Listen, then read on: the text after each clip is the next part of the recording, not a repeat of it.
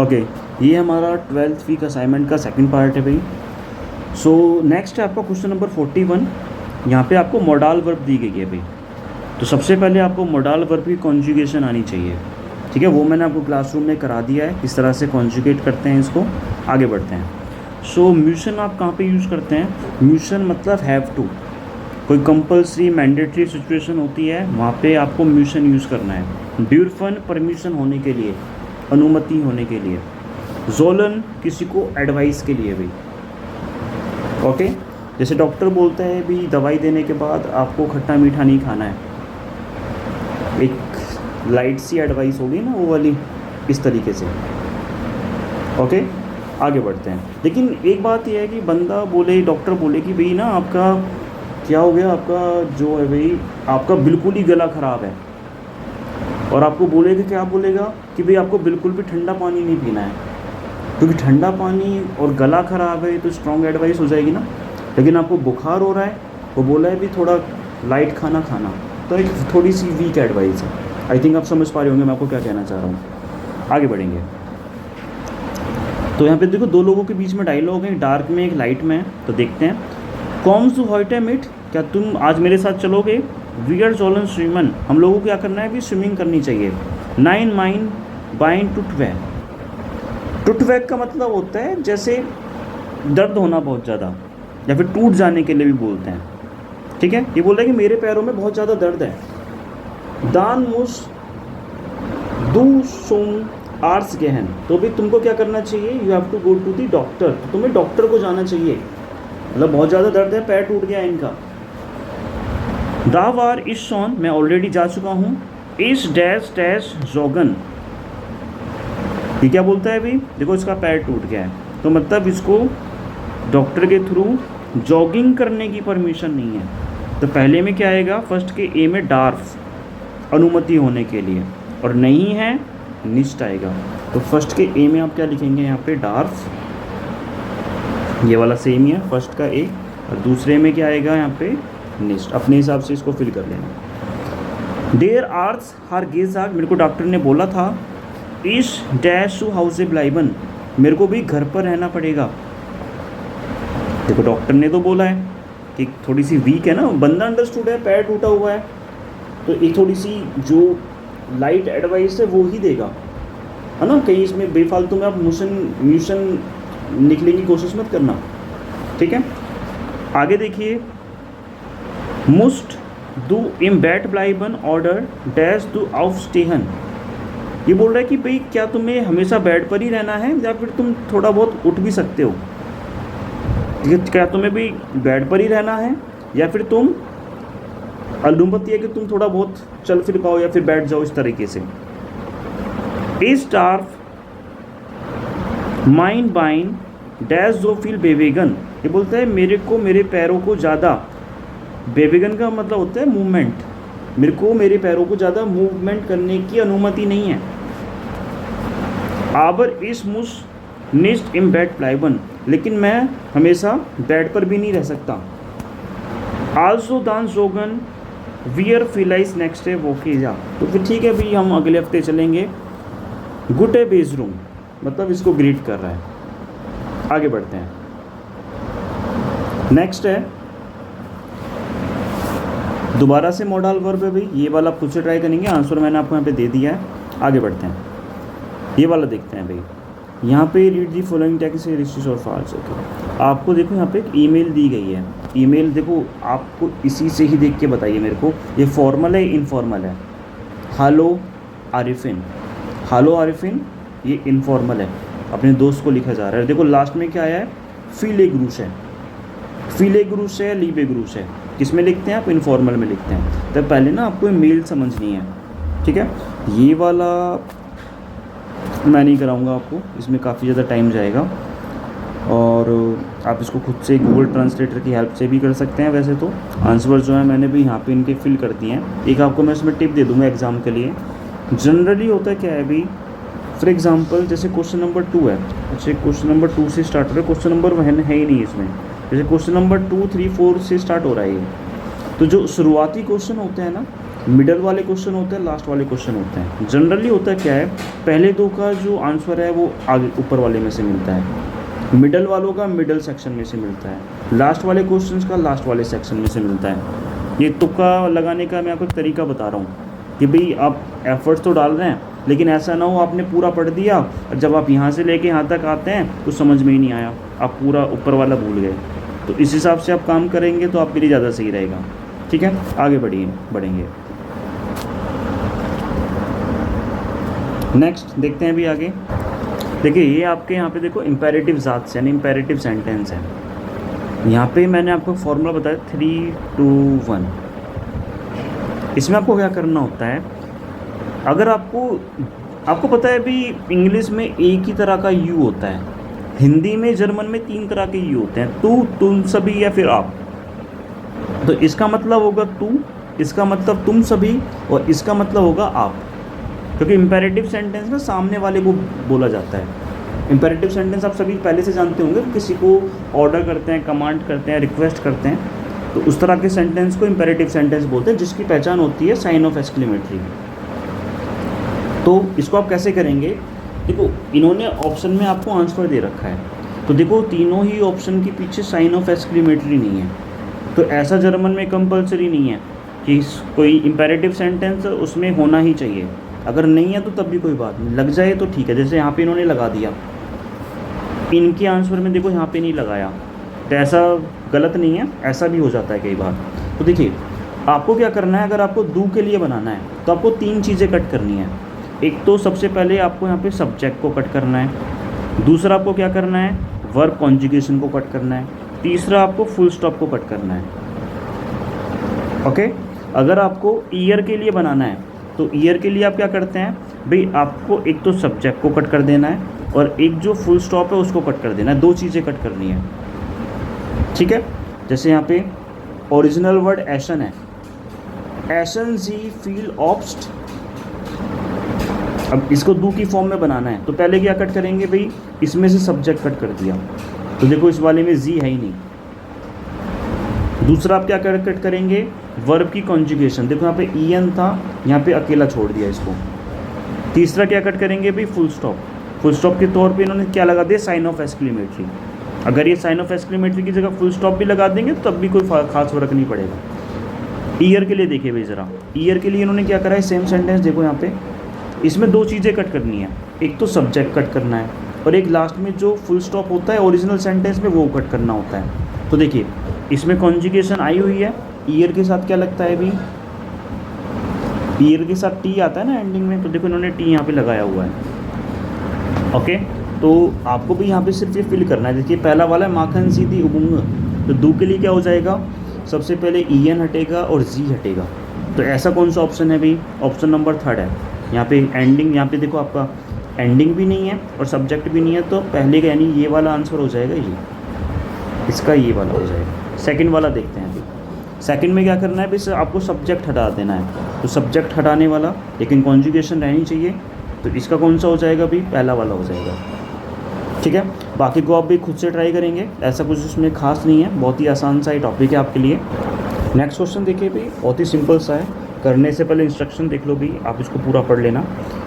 Match the following for one there is no corresponding match, mark that number with the letter X, type only letter ABC। देखो आपको क्या है, जैसे for example इसमें पहले का आंसर F है, तो F देखो इतना बड़ा आंसर है, तो आपको पूरा नहीं लिखना है, आपको क्या करना है, जो भी कॉरस्पॉन्डिंग लेटर है तो पहले में F आएगा तो सिर्फ आपको F लिखना है। और ये बोल रहे हैं कि एक इसमें ऑप्शन ऐसा है जिसका किसी से मैच नहीं होगा, तो उस कंडीशन में आपको क्या कर देना है, उसके लिए आपको X कर देना है। ठीक है, और इसके लिए ना आपको खास वोकैबुलरी की जरूरत भी नहीं है, आपको मैंने बॉडी पार्ट्स के बारे में बताया था, तो एक आधा वर्ड इधर उधर जाएगा, बाकी ये सब पुराना ही रहेगा। जैसे आउगन एड्से, आउगन का मतलब क्या बताता है, आई, और एड्से का मतलब डॉक्टर, आई डॉक्टर यानी कि ऑप्थेमोलॉजिस्ट को बोला जाता है ना, आई डॉक्टर को मेडिकल लैंग्वेज में बोलते हैं ophthalmologist. Okay, next not एड्से, not एड्से होता है जो आपका फॉर एग्जांपल कहीं पे एक्सीडेंट होता है और एम्बुलेंस उसको लेने जाती है, तो उसमें ना एक असिस्टेंट छोटा डॉक्टर भी होता है जो उस इमरजेंसी वाले पेशेंट को अटेंड करता है। तो मतलब इमरजेंसी में जो डॉक्टर पेशेंट को अटेंड करते हैं ना, उस बंदे को बोलते हैं। सान एर्थ से, सान का मतलब क्या बताया था, टीथ, तो डेंटिस्ट होगा ये वाला। किंडर एर्थ से, किंडर मतलब जो बच्चों वाले डॉक्टर होते हैं। अपोटेकर केमिस्ट, जो दवाइयाँ देता है। फिजियोथेरेपॉइटन, फिजियोथेरेपॉइटन होता है फिजियोथेरेपिस्ट, जैसे किसी की हड्डी टूट जाती है तो उसको जो एक्सरसाइज कराते हैं वो लोग होते हैं ये। तो देखते हैं ज़रा कौन सा किससे मैच हो रहा है। पहला वाला तो हो रखा है भाई, तो उसको हमें नहीं छेड़ना, उसको पहले ही कट कर दीजिए, जो हो रखा है कट कर दो, कम से कम ऑप्शन हमारे पास होनी चाहिए। पहला वाला देखते हैं, माखन दी अनमेल्डुम उंड गेबन टर्मीन है। क्या करते हैं भाई ये लोग अनमेल्डुम का मतलब होता है अप्लाई करना या फिर रजिस्टर करना, और उनको अपॉइंटमेंट देते हैं। तो भाई इन में से कोई भी एक ऐसा पर्सन है जो किसी की अपॉइंटमेंट बुक करता हो?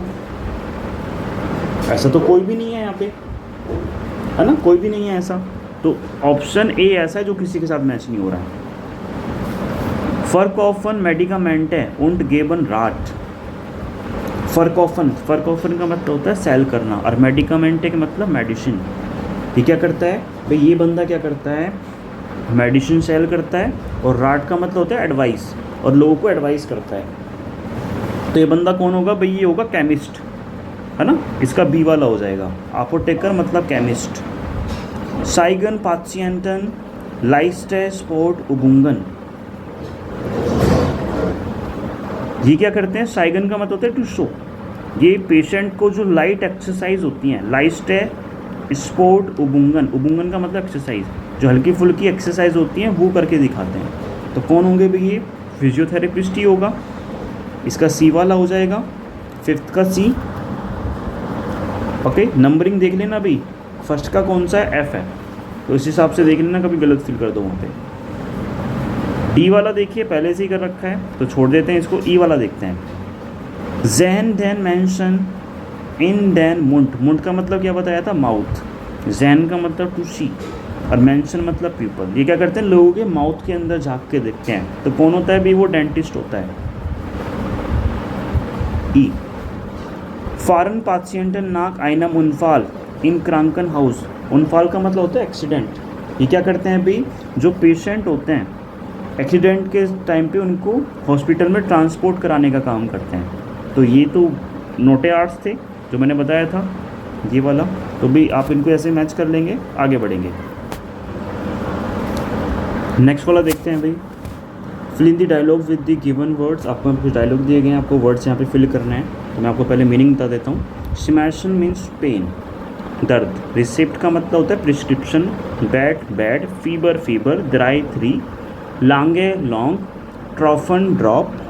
वह का मतलब होता है जैसे टूट वह, जैसे दर्द होना किसी चीज़ में, है ना, उस चीज़ को बोलते हैं। एक तो स्मैशन और एक टूट वह, मतलब दर्द होने से इसका मीनिंग होता है।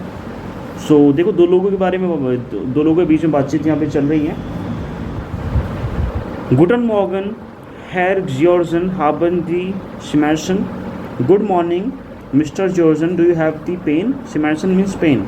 या माइन कॉफ उंट माइन हाल्स टून डैश। कॉफ का मतलब क्या बताया था, हेड, और हाल्स का मतलब गला। ये बोलते हैं कि हाँ, मेरा जो सर है और जो मेरा गला है उसमें क्या है, भी दर्द हो रहा है। आप टुट वैक की जगह पे आप स्मैशन भी यूज़ कर सकते थे, दोनों का मतलब सेम है, मतलब दुखना है, दर्द होना। तो जो जो ऑप्शन आप फिल करते जा रहे हैं आप उसको ऐसे कट करते जाइए। इसमें वैग नहीं आएगा, इसमें वह आएगा, ठीक है। स्पेलिंग देख लेना भाई। हाबन जी दी स्मैशन शॉन लांगे, क्या तुम्हें काफ़ी लंबे समय से पेन हो रहा है। शॉन द्राइट आगे, यस 3 दिनों से हो रहा है। हाबन जी आउट फीवर, क्या तुम्हें फीवर भी है। या ब्लाइबन जी स्वाइट आगे इम बेड, तुम्हें 2 दिन तक बेड पर रहना है। इस गैबे इनन आइन रिसेप्ट, मैं आपको एक जो प्रिस्क्रिप्शन है वो देता हूँ। नेमन जी दी ट्रॉपन मॉर्गन उंड आबेंट्स, आपको क्या करना है, आपको ड्रॉपर लेना है, यानी कि जो ड्रॉप्स के थ्रू आपको ये मेडिसिन लेनी है सुबह और शाम। उन स्नैले बेजरूम, और जल्दी आप क्या हो जाएंगे, सही हो जाएंगे, ठीक है। आगे बढ़ेंगे। नेक्स्ट देखिए भाई, ये बहुत ही इंपॉर्टेंट है भाई, इसे ये जरूर आएगा, 4, 5 या 10 नंबर का ये वाला टॉपिक आ सकता है। Read the text. आपको इसमें क्या होता है, इसमें ना कुछ एडवर्टाइजमेंट दी जाती हैं, और आपको बताना पड़ता है कौन सी जो एडवर्टाइजमेंट है इस क्वेश्चन के साथ मैच करेगी। चलिए करते हैं इसको। पहला है, पहले आप क्वेश्चन पढ़ेंगे भाई, और आपको लगेगा भाई ये भी आंसर हो सकता है, ये भी आंसर हो सकता है, लेकिन आपको खास ख्याल देना है किस चीज़ के ऊपर कि कौन सा ज़्यादा सूटेबल है। तो इसके लिए टिप है, एक तो आप प्लेस पे खास ख्याल देंगे, एक आप टाइम पे खास ख्याल देंगे, और एक और एक्टिविटी या पर्पस। कि इसमें पर्पस क्या था भाई, प्लेस टाइम पर्पस। कई बार टाइम चीज़ों को कैंसिल कर देता है। जैसे एडवर्टाइजमेंट आपको रेस्टोरेंट जाना है और आपने डाल रखा है मॉर्निंग का टाइम, ठीक है, आपने क्वेश्चन में लिख दिया मॉर्गन, और एडवर्टाइजमेंट में वो डायरेक्ट मॉर्गन लिख के नहीं देगा, वो लिख देगा 6 to 11, और दूसरी एडवर्टाइजमेंट में टाइम दे देगा आपको 2 से लेके 5 बजे तक। तो आपको लगेगा भाई दोनों में सेम चीज़ है, तो आपको देखना है मॉर्निंग वाला टाइम कौन सा है, जो ज़्यादा सूटेबल है वो आपका आंसर है। तो पहला देखिए, जैसे जिम योस्टन इन बर्लिन आइनन ड्यूशन फिल्म जहन डॉयचन फिल्म जहन। अब बर्लिन में एक जर्मन मूवी देखना चाहते हैं, डॉयचन का मतलब होगा जर्मन। वो फिंडन सी इन्फॉर्मेशन where will you find the information. आपको इन्फॉर्मेशन कहाँ से मिलेगी भाई, तो देखो ये वेबसाइट दी हुई है, ये मैं किसी काम की नहीं है। पॉइंट देखिए, पहली एडवर्टाइजमेंट है ये वाली, ए वाली हो, और दूसरा बी है। तो देखो कौन सी एडवर्टाइजमेंट काम की है। पहला है कीनो एक्चुअल। कीनो का मतलब होता है सिनेमा, और एक्चुअल का मतलब होता है current, current cinema. Theatre actual, current theatre.